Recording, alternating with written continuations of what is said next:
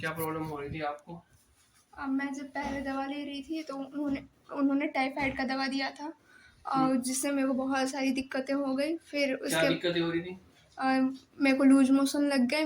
मेरे को 20 बार loose motion latrine हुआ और वोमिट हो रहा था।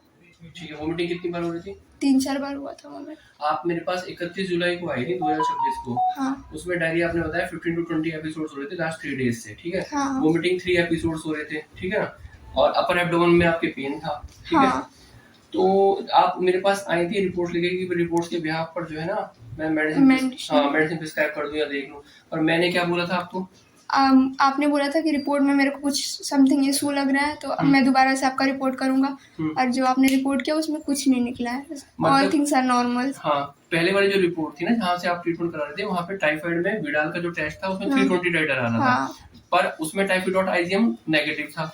तो हमने कहा कि भाई आपको जो फीवर की फाइंडिंग्स आनी चाहिए, दूसरी बात है टाइफाइड.आईजीएम पॉजिटिव होता ना चाहिए था, दूसरी बात 320 टाइटर में अलग प्रेजेंटेशन होता है, ठीक है ना? तो इसलिए हमने डिसीजन लिया कि भाई हम एक बार इन्वेस्टिगेशन करके देखें, हमें नहीं लग रही थी वो रिलायबल। तो जब हमने दोबारा करा तो उसमें टाइफाइड में का जो टेस्ट था विडाल उसमें 1/120 आया।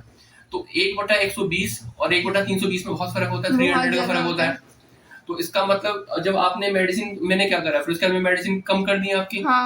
फिर उसके बाद में आपने ये देखा कि आपको जो 18 से 20 बार एपिसोड हो रहे थे डायरिया के उसमें क्या फर्क लगा मेडिसिन बंद करने के बाद?